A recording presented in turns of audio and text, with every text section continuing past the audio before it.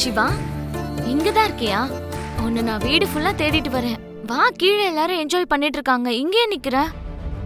நீ போ பூரி, நான் அப்புறமா வரேன். இல்ல சிவா, நீ வா போலாம். அங்க பாரு, அண்ணா அண்ணி எல்லாம் எவ்வளவு ஜாலியா என்ஜாய் பண்ணிட்டு இருக்காங்கன்னு.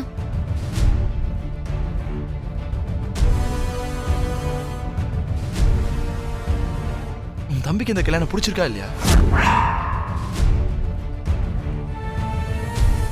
இது என்ன மாமா இப்படி கேக்குற? அவங்க ரெண்டு பேரும் ஒருத்தருக்கு ஒருத்தர் காதலிக்கிறாங்கல்ல. காதலிக்கிறவங்களா இருந்தா எவ்வளவு சந்தோஷமா இருக்கணும். அதுவும் அவளோட ஹல்தி ஃபங்க்ஷன்ல. அங்க பாரு, எவ்வளவு சோகமா இருக்கான்னு பாரு. வா போலாம். அது வந்து மாமா, நான் பூமி, நான் இப்ப மட்டும் இல்ல, அப்பல இருந்தே அவனை கவனிச்சுட்டு தான் இருக்கேன். மனசுல சந்தேகத்தை வச்சுக்கிட்டு எதுவுமே பண்ண முடியாது.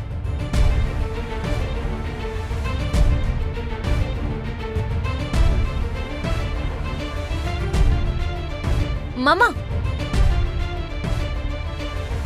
வா சிவா, வா.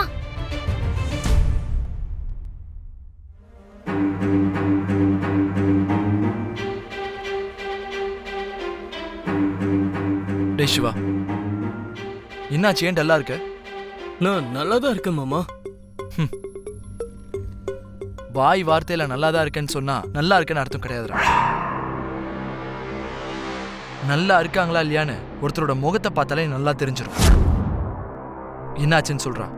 ஒன்னும் ஆகல மாமா. நான் உங்ககிட்ட ஒரு கொஸ்டின் கேட்கிறேன், அதுக்கு பதில் மட்டும் சொல்லு. உனக்கு பூரிய கல்யாணம் பண்ணிக்க விருப்பம் இருக்கா இல்லையா?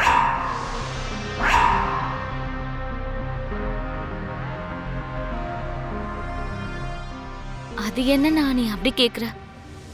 நாங்க ரெண்டு பேரும் ஒருத்தர் ஒருத்தர் காதலிக்கிறோம்னா. கரெக்டா சொன்ன பூர்ணி. கல்யாணம் நெருங்க உங்க அண்ணனுக்கு சந்தேகம் அதிகமாயிக்கிட்டே போகுது. ஏண்டா சிவா, எதுக்கு டல்லா இருக்கேன்னு அப்பவே என்கிட்ட சொன்னல. அதே விஷயத்த மாமா கிட்ட சொல்ல வேண்டியதானே? என்ன சொன்னா பூமி? அது இல்ல மாமா, எங்களை வளர்த்த அப்பா அம்மாவை பார்க்கணும் போல இருக்குன்னு காலையிலே சொல்லிட்டு இருந்தான். அதனாலதான் அவன் டல்லா இருக்கான்.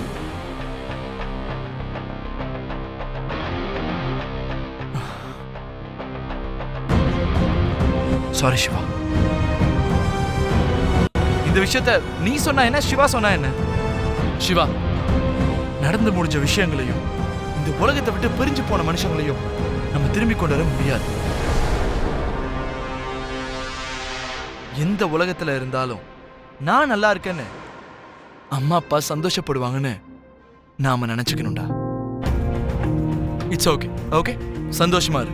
It will be fine. எனக்கு வந்த சந்தேகம் வேற யாருக்காவது வந்திருந்தா அது ரொம்ப சங்கடமா இருந்திருக்கும்டா. ப்ளீஸ்.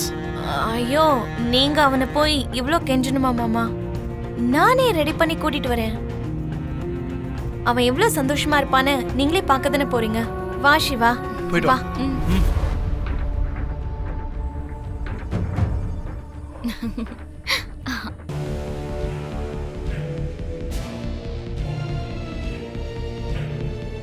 அப்பா, நான் சொல்றத ஒரே ஒரு வாட்டி கேளுங்க. அவர் கேட்க மாட்டாரு பூமி. நீ சொல்றதெல்லாம் இருக்கட்டும், உன் குரலை கேக்குறது கூட இவருக்கு சுத்தமா பிடிக்கல. நீ தேவையில்லாம கஷ்டப்படுத்திக்கிட்டு இருக்காத, கிளம்பு.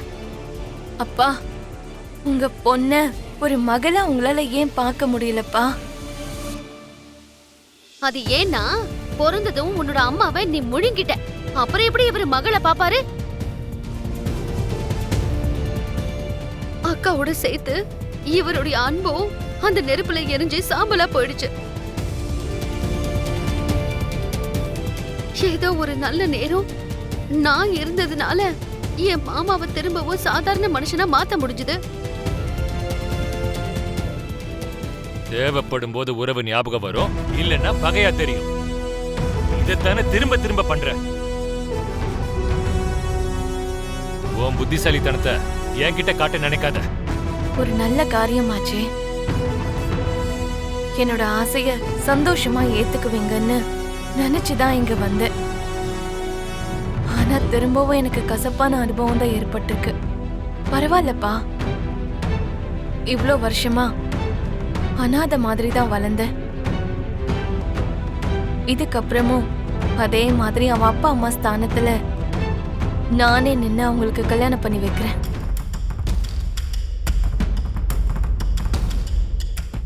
குடும்பத்துக்கு மூத்தவங்களாம் அத்தை இருக்காங்க. அவங்களே ஆசிர்வதிப்பாங்க. அவங்களுக்கு அதுதான் பாதுகாப்பு கவசம். என்னது மூத்தவங்களா? யாரு? ஹ, அந்த புருஷன் இல்லாதவள தான் சொல்றியா?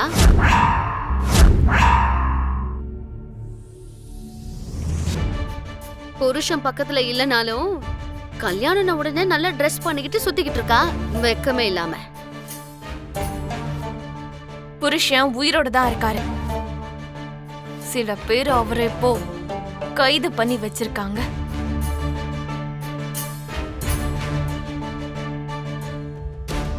அதுவும் இல்லாம புதுமண ஜோடிகளை ஆசீர்வாதம் பண்றதுக்கு தேவையானது நிறைஞ்ச மனசுதான், அடுத்தவங்க புருஷன் இல்ல. யார்கிட்ட பேசுறேன்னு நீ தெரிஞ்சுதான் பேசுறியா?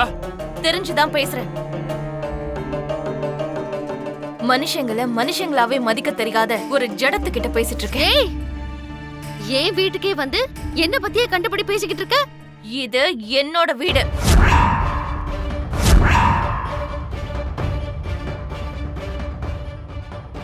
அப்பா, கல்யாணத்துக்கு அழைக்கிறதுக்காக தான் வந்தேன்.